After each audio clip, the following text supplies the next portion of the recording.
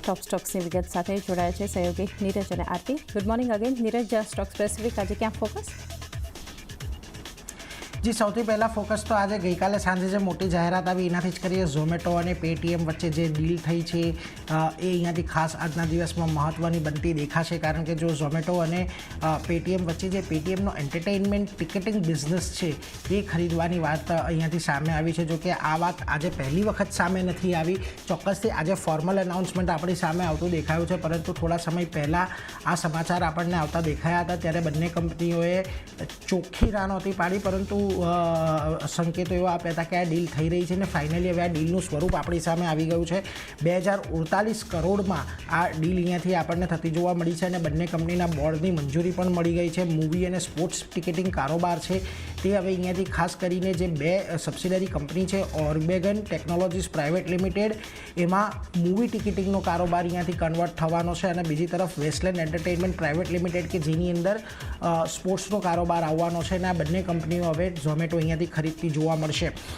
ખાસ કરીને જો તમે અહીંયાથી ધ્યાન આપશો તો FY24માં જે ઓટીપીએલ અને WPLની સંયુક્ત આવક છે લગભગ 297 કરોડ હતી ને એડજસ્ટેડ એબિટા હતા એ 29 કરોડની આજુબાજુ આપણને ખાસ કરીને રહેતા જોવા મળ્યા હતા. એટલે આ એક મહત્ત્વની ડીલ છે. હવે અહીંયાથી એટલા માટે પણ મહત્ત્વનું છે કે જો પેટીએમ અહીંયાથી જે પેટીએમ પેમેન્ટ બેંકની જે ક્રાઇસિસ થઈ એને કારણે એમને જે ફટકો પડ્યો એની સામે એક બહુ મોટું કેશ અમાઉન્ટ અહીંયાથી પેટીએમને મળી રહ્યું છે અને બીજી તરફ ઝોમેટો કે જે જાણીતું છે એક સક્સેસફુલ અધિગ્રહણ માટે, આપણે જોયું છે કે બ્લિંકિટનું અધિગ્રહણ કરીને તેને પ્રોફિટેબલ બનાવ્યું છે, એટલે એવી રીતે સક્સેસફુલ અધિગ્રહણ માટે જાણીતું છે અને પ્લેટફોર્મ કઈ રીતે ચલાવવું, કઈ રીતે એને પ્રોફિટેબલ કરવું એનામાં તેમને આવડત છે. એટલા માટે આ ઝોમેટોની અંદર જો આ નવો બિઝનેસ આવે છે તો ખાસ કરીને એમની જે રીચ છે એ અહીંયાથી ખાસ કરીને વધતી જોવા મળશે અને બીજી તરફ પેટીએમને પણ એ ફાયદો થશે કે એક મોટું કેશ અમાઉન્ટ એમને આવનારા સમય માટે મળી રહેશે, જેનાથી તેઓ ખાસ કરીને જે એમના ઓપરેશન્સ છે એ સારી રીતે પાર પાડી શકે.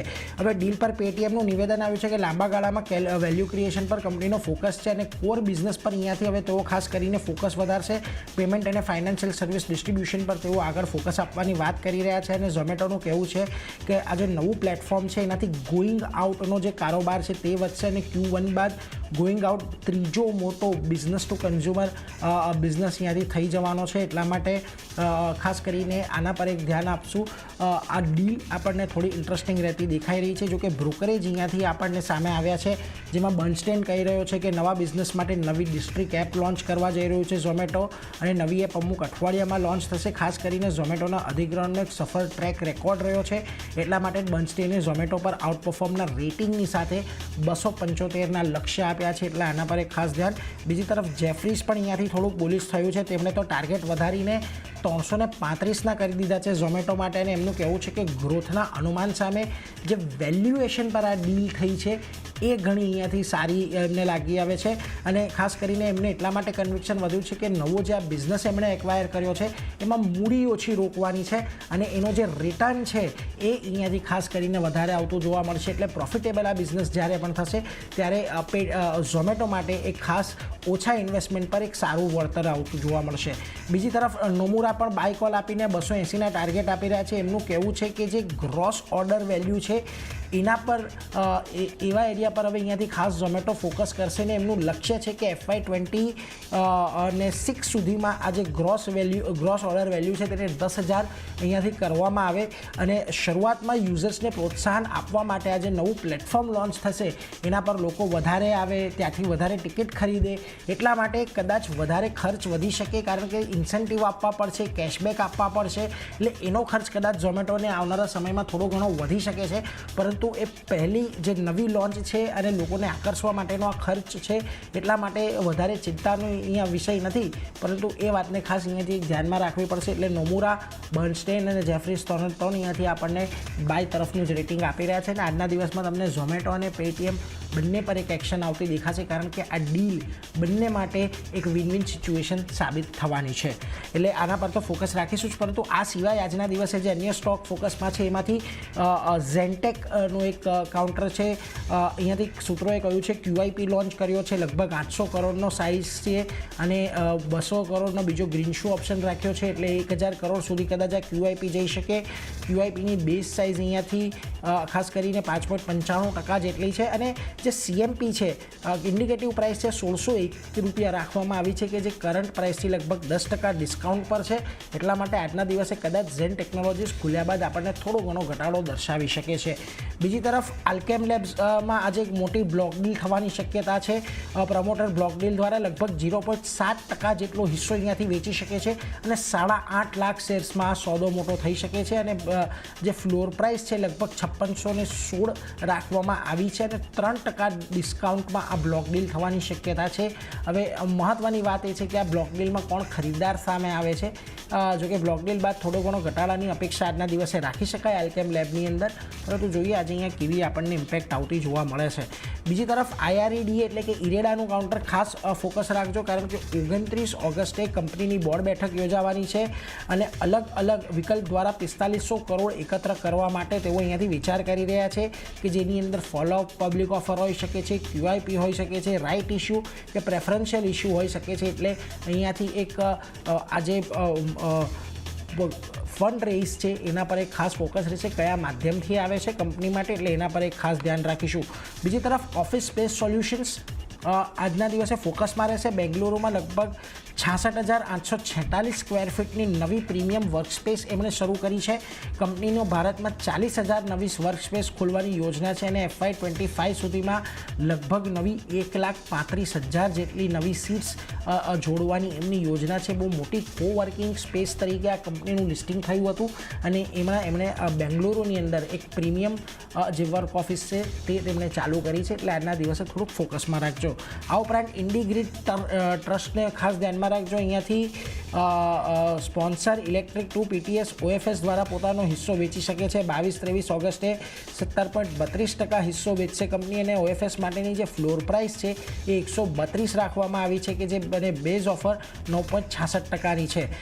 નોન રિટેલ રોકાણકારો માટે OFS આજે ખુલી જવાનો છે અને રિટેલ રોકાણકારો માટે 23 ઓગસ્ટ એટલે આવતીકાલે અહીંયાથી આ OFS ખુલતો જોવા મળી શકે છે. એટલે આજના દિવસે આ ખાસ અહીંયા પણ ફોકસ રાખજો એક આ OFSની કેવી ડિમાન્ડ આવતી જોવા મળે છે. અને મારા તરફથી છેલ્લો શેર BEML છે.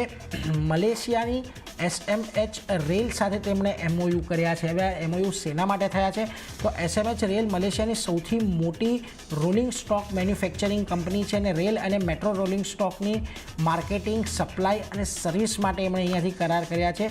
મલેશિયા, દક્ષિણ પૂર્વ એશિયા અને આફ્રિકા માર્કેટ પર અહીંયાથી ખાસ એમનો ફોકસ હોય છે. એટલે આવનારા સમયમાં કંપની સાથે જે MOU થયા છે કે જે BEML જે વસ્તુઓ બનાવે છે એના એક્સપોર્ટ માટે પણ કોઈક એવા કમ્પોનન્ટ્સ છે કે જે એમની પાસે નથી તેના ઇમ્પોર્ટ માટે એટલે એક MOU આ કરવામાં આવ્યા છે. એટલે ખાસ ફોકસમાં રહેશે. BEML પર પણ એક ધ્યાન રાખીશું.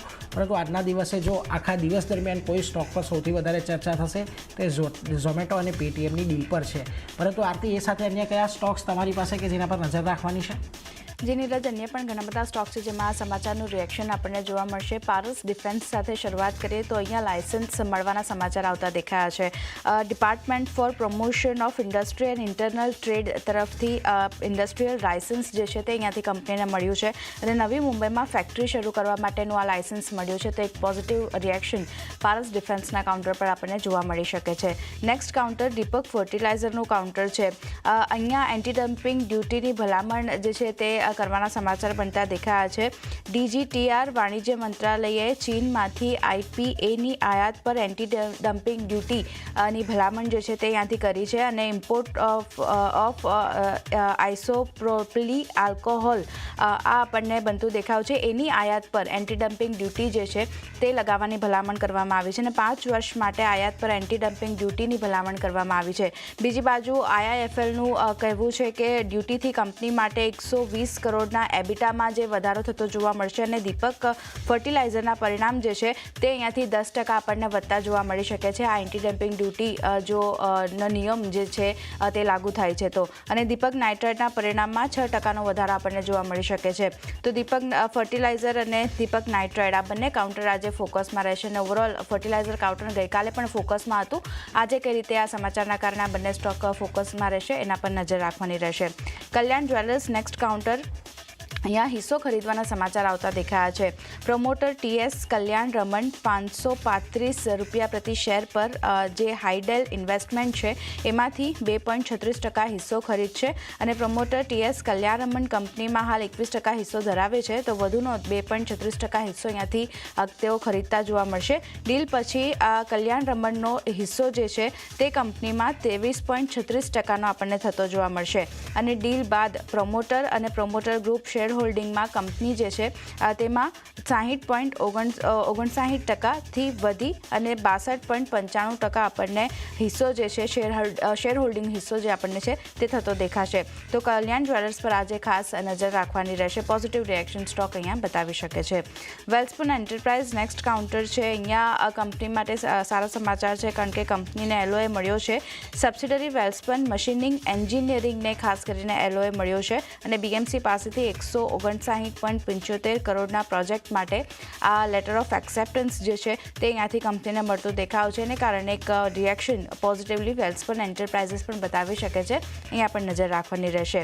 PNB હાઉસિંગની વાત કરી લઈએ તો ગઈકાલે આપણે જોયું હતું બ્લોક ડીલ થઈ હતી એને કારણે સ્ટોક ફોકસમાં હતો. આજે ફંડ એક્શન જે રીતે થઈ છે તેની વિગતો સામે આવતી દેખાઈ રહી છે જેમાં જનરલ એટલાન્ટિક સિંગાપોર ફંડ FIIએ ખાસ કરીને કંપનીમાં 5.1% હિસ્સો વેચ્યો છે અને 802.50 રૂપિયા પ્રતિ શેરના ભાવ પર આ બ્લોક ડીલ જે છે તે આપણને થતી જોવા મળી હતી. હવે સામે કોણે હિસ્સો ખરીદ્યો છે તેની આપણે વિગતો લઈએ તો સિંગાપોર સરકારે 1.40% હિસ્સો ખરીદ્યો છે લગભગ 802.50 રૂપિયા પ્રતિ શેરના ભાવે. સામે AB સનલાઇફ મ્યુચ્યુઅલ ફંડે 0.72% હિસ્સો ખરીદ્યો છે. ICICI પ્રુડેન્શિયલની વાત કરીએ તો તેમણે 0.24% હિસ્સો ખરીદ્યો છે. તો આ ફંડ એક્શન જે રીતે આપણને ગઈકાલે થઈ હતી અને આજે જે રીતે વિગતો સામે આવતી દેખાડે છે. PNB હાઉસિંગનું કાઉન્ટર આજે પણ નજરમાં રાખવાનું રહેશે. નેક્સ્ટ કાઉન્ટર RVNLનું કાઉન્ટર છે. અહીંયા MOU કર્યાના સમાચાર આવતા દેખાયા છે. જે ધાયા માજુ ઇન્ફ્રાસ્ટ્રક્ચર એશિયા છે સાથે જ SDN બેરહાડ DMAI સાથે કંપનીએ MOU કર્યા છે અને DMAI એશિયન માર્કેટમાં રેલવે ઇન્ફ્રા અને ખાસ કરીને સર્વિસીસ પ્રોજેક્ટમાં સંયુક્ત રીતે અહીંયાથી કામ કરતી જોવા મળશે. તો RVNLનું કાઉન્ટર પણ આજે પોઝિટિવલી રિએક્શન આપી શકે છે. ફોકસ રાખવાનું રહેશે. Amber Enterprise next counter joint venture કરવાના સમાચાર આવતા દેખાયા છે. અહીંયા કંપનીએ દક્ષિણ કોરિયન કંપની જે યુજીન છે તેની સાથે મળીને જોઈન્ટ વેન્ચર કર્યા છે અને રેલવે ગિયર્સના ઉત્પાદન માટે આ જોઈન્ટ વેન્ચર કરવામાં આવ્યા છે ખાસ કરીને. તેને કારણે અંબર એન્ટરપ્રાઇઝનું કાઉન્ટર પણ આજે પોઝિટિવ રિએક્શન બતાવી શકે છે. નજર રાખવાની રહેશે. ટાટા મોટર્સમાં પણ આજે નજર રહેશે કારણ કે SES અને ESG રિસર્ચ FY24 માટે કંપનીએ રિપોર્ટ જે છે તે સોંપ્યા છે એને કારણે કંપની ટાટા મોટર્સ આજે નજરમાં રાખવાની રહેશે. અને છેલ્લે PNG હેલ્થની વાત કરી લઈએ તો પરિણામના કારણે સ્ટોક આજે ફોકસમાં રહેશે કારણ કે એક મિશ્ર પરિણામ છે. પ્રોફિટની વાત કરી લઈએ તો ત્યાં એક ઘટાડો આપણને જોવા મળતો દેખાવ છે. સામે આવક 5.7% વધી છે પણ એબિટાના ફ્રન્ટ પર જુઓ 6.4%નો વધારો છે જ્યારે માર્જિન પણ થોડા ઘણા સુધરતા દેખાયા છે. માત્ર આવક કંપનીની ઘટી છે ને કારણે PNG હેલ્થનું કાઉન્ટર પણ આજે નજરમાં રાખવાનું રહેશે. અહીંયા કઈ રીતે સ્ટોક રિએક્ટ કરે છે. તો ચાંદની આ બધા સ્ટોક જે નીરજ જણાવ્યા મેં જણાવ્યા બધા પર નજર રહેશે. નીરજના